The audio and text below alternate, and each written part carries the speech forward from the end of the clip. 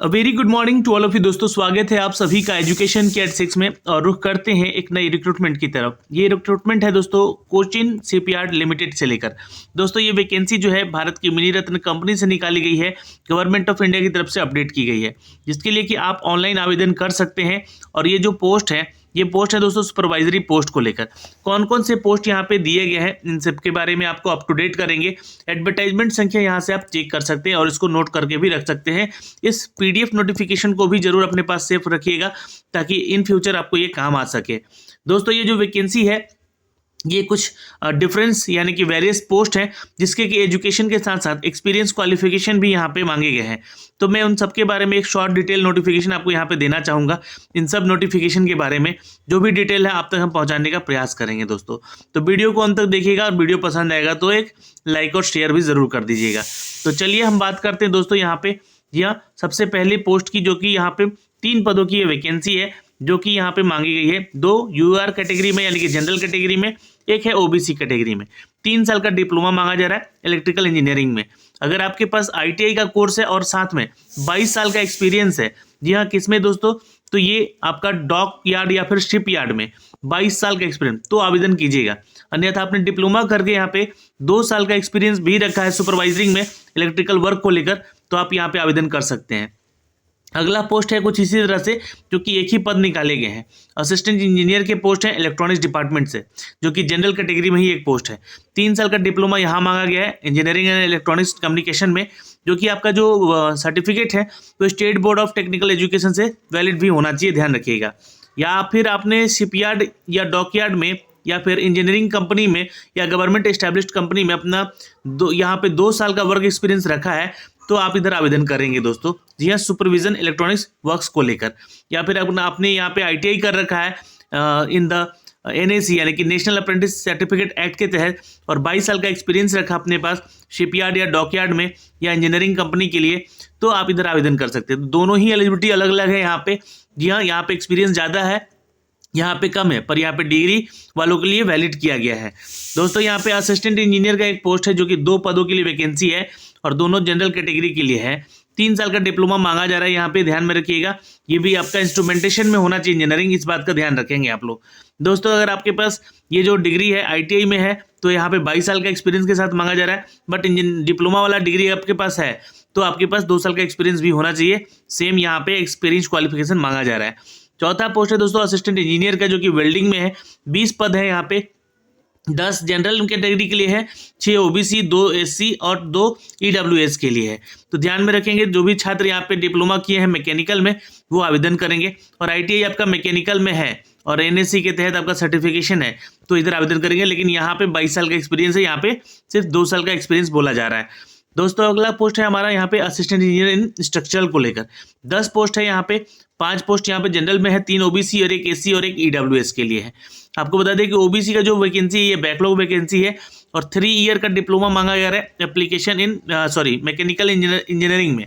तो डिप्लोमा होना चाहिए आपका इसमें, और 2 साल का वर्क एक्सपीरियंस यहाँ पे होना चाहिए।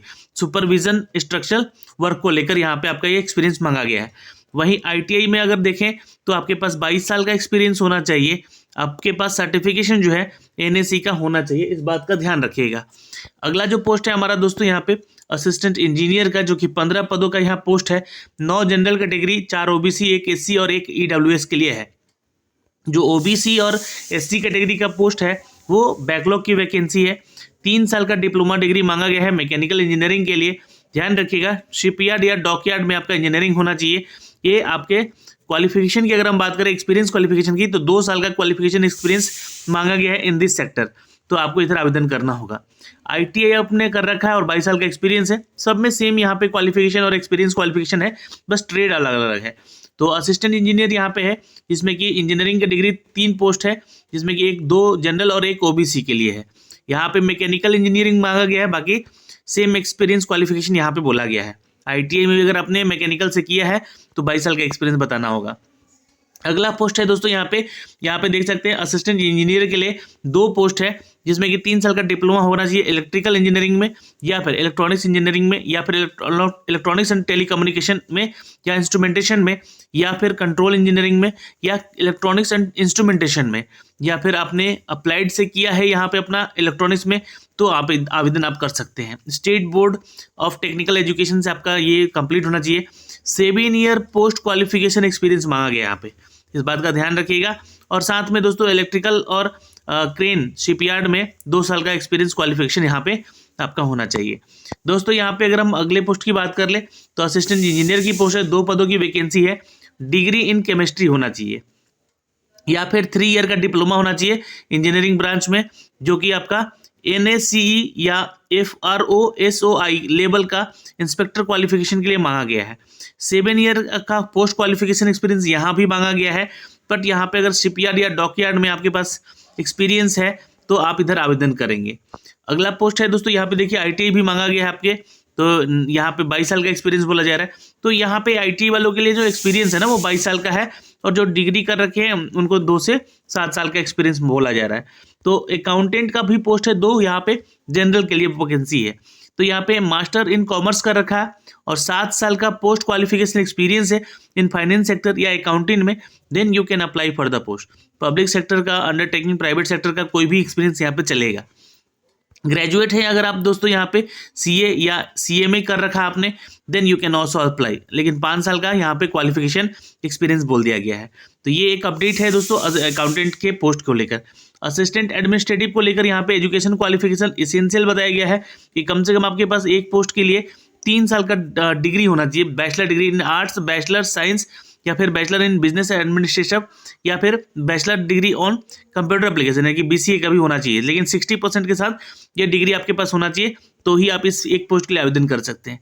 या फिर आपके पास 3 साल का डिप्लोमा कोर्स है कमर्शियल प्रैक्टिस कंप्यूटर इंजीनियरिंग को लेकर 60% के साथ, then you can also apply. IT वाले छात्र भी दोस्तों आवेदन कर सकते हैं, बिल्कुल ध्यान में रखिएगा। डिजायरेबल यहाँ पे रखा गया है कि आपके पास MS ऑफिस, MS प्रोजेक्ट या SAP का नॉलेज होना चाहिए, तो अगर है तो ठीक है, नहीं है तो कोई बात नहीं है, ये डिजायरेबल है ना। एसेंशियल है मतलब कि चाहिए। एक्सपीरियंस यहाँ पे जैसे कि बोल दिया गया एसेंशियल है, तो 7 साल का पोस्ट क्वालिफिकेशन एक्सपीरियंस चाहिए यहाँ पे। साथ ही साथ जो भी मैटर है उसमें आपको काम करने आना चाहिए, जैसे कि इन सभी में ERP सिस्टम देखने आना चाहिए, रिकॉर्ड एंड रिपोर्ट जनरेट करने आना चाहिए, मेंटेनेंस देखने का, फाइल मेंटेनेंस का ये काम, ह्यूमन रिसोर्सेज का, पर्सनल डिपार्टमेंट का, ये एस्टेब्लिशमेंट का काम, ये सभी आपको चीज़ें जो है ना आनी चाहिए, इस इसेंशियल है यहाँ पे, ठीक है। बैंकिंग सेक्टर का, इंश्योरेंस कंपनी का काम, नहीं सब आपको आना चाहिए। दोस्तों अगला जो पोस्ट है यहाँ पे असिस्टेंट इंजीनियर का है IT में, एक पोस्ट है यहाँ पे 3 साल का डिप्लोमा कंप्यूटर साइंस इंजीनियरिंग में चाहिए आपको डिप्लोमा, या 3 साल का है, ये 3 साल का डिग्री है, ध्यान में रखिएगा। अच्छा IT में आपका होना चाहिए, जैसे कि BSc IT बहुत लोग करते हैं, BSc कंप्यूटर से करते हैं, तो वो होना चाहिए आपके पास। कंप्यूटर एप्लीकेशन जो है आपका 60% मार्क्स के साथ कंप्लीट होना चाहिए, ध्यान में रखिएगा। या फिर आपके पास 3 साल का डिप्लोमा इन सेम है ना, ये ध्यान दीजिएगा। और आपका जो कोर्स है वो टेक्निकल बोर्ड से आपका वैलिड होना चाहिए, 60% का मांग किया गया है। डिजायरेबल बोला गया है, नेटवर्किंग और सिस्टम और मैनेजमेंट पे आपको काम करने आना चाहिए। अच्छा एक्सपीरियंस यहाँ पे 7 साल का बोला गया है, तो इसको भी ध्यान में रखिएगा। IT डिपार्टमेंट में आपका 7 साल का एक्सपीरियंस होना चाहिए। तो ये 12 ऐसे पद हैं जिनके लिए कि वैकेंसी टोटल निकाली गई है। तो जो भी अपडेट था मैंने आपको यहाँ से दिया है उनके बारे में, एजुकेशन क्वालिफिकेशन को लेकर, एलिजिबिलिटी क्राइटेरिया है ना, कितने पोस्ट है यहाँ पे वो बताया। ग्रेड पे यानी कि सैलरी आपको जो है ना पे स्केल 28,000 से लेकर यहाँ 1,10,000 तक की हो सकती है, यानी कि जो आपका इन हैंड सैलरी मिलेगा कम से कम यहाँ पे 50,456 रुपये तो मिलेगा ही मिलेगा, ये सारे अलाउंस देकर, ठीक है। और ये आपका बढ़ भी सकता है 1,10,000 तक, ये सारी डिटेल आपको यह जो कि वहाँ से बताई जा रही है। एज क्राइटेरिया की बात कर ले तो यहाँ पे दोस्तों आपके पास 20 दिसंबर 2021 तक इस फॉर्म को आवेदन करना होगा आपको यहाँ पे। तो अपर एज लिमिट जो है ना प्रिस्क्राइब किया गया है दोस्तों 45 साल तक। तो भाई एक्सपीरियंस भी मांगा गया है, इसलिए एज क्राइटेरिया यहाँ पे ज़्यादा दिया गया है, ठीक है। बाकी जो भी कैटेगरी में उनको यहाँ पे कैटेगरी का फायदा मिलेगा। मेथड ऑफ सिलेक्शन यानी कि सिलेक्शन प्रोसीजर क्या होगा, फेज 1 जो होगा आपका दोस्तों टेस्ट होगा 40 नंबर का, और डिस्क्रिप्टिव टेस्ट होगा आपका 40 नंबर का, और फेज 2 में आपका पावर पॉइंट प्रेजेंटेशन किया जाएगा वर्क एक्सपीरियंस जो कि 20 नंबर का होगा। तो ये दौर से आपको गुजरना होगा, ये ध्यान रखिएगा। यहाँ पे 40 नंबर का ये और 40 नंबर का वो, यानी कि पेपर आपका होना है यहाँ पे, ओके। ये सारा डिटेल तो मैंने आपको बता दिया, कंडीशन सारे बता दिए यहाँ पे, है ना। और आपको कोई भी डाउट हो गया हो यहाँ पे तो आप नीचे कमेंट सेक्शन में कमेंट करके ज़रूर बता दीजिएगा। फॉर्म भरने का यहाँ पे जो है प्रोसेस जो है पैरा नंबर ई में यहाँ पे दिया गया है, जिसमें कि आपसे ना 400 रुपये चार्ज किए जा रहे हैं। तो इस बात का ध्यान में रखिएगा, जो भी छात्र इधर आवेदन करेगा उनसे। लेकिन कैटेगरी वाले छात्रों के साथ यहाँ पे कोई फीस चार्ज नहीं लिया जा रहा है, ठीक है। 400 रुपये जो कि नॉन रिफंडेबल होंगे, प्लस में बैंक चार्जेज और जीएसटी चार्ज भी लगेगा यहाँ पे। तो 400 450 का ये बिल बनेगा आपका फॉर्म भरने में। फॉर्म कैसे भरना है तो पैरा नंबर एफ में देखिएगा। सबसे पहले तो आपको इस फॉर्म के जरिए इस वेबसाइट पे जाना होगा और यहाँ पे जाके सबसे पहले आपको रजिस्ट्रेशन करना होगा। रजिस्ट्रेशन करने के बाद दोस्तों जो भी छात्र अगर ITI से कर रहे हैं तो उनके पास NAP है ना, NAPS पे आपका रजिस्ट्रेशन होना चाहिए, क्योंकि एक्सपीरियंस मांगा है 22 साल का, तो वो तो काउंट हो जाएगा। बट यहाँ से जाके आप इसको आवेदन कर सकते हैं। 27 नवंबर डेट है लास्ट दोस्तों, यहाँ पे दिया गया था कि जो ऑनलाइन एप्लीकेशन फैसिलिटी है 27 नवंबर 2021 से फैसिलिट किया गया था आपको इस वेबसाइट पे, जो कि यहाँ पे आपको अप टू डेट किया गया है अब आगे के लिए।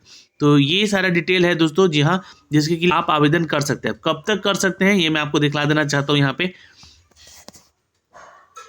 जी हाँ, ये देख सकते हैं, ये जो है आप 20 दिसंबर तक लास्ट डेट है आवेदन करने का। 27 दिसंबर को ये नोटिफिकेशन आउट किया गया था एक्चुअली, ठीक है। तो आप इससे पहले अगर योग्य हैं अभ्यर्थी तो इसको आवेदन जरूर कर लेंगे। धन्यवाद मित्रों।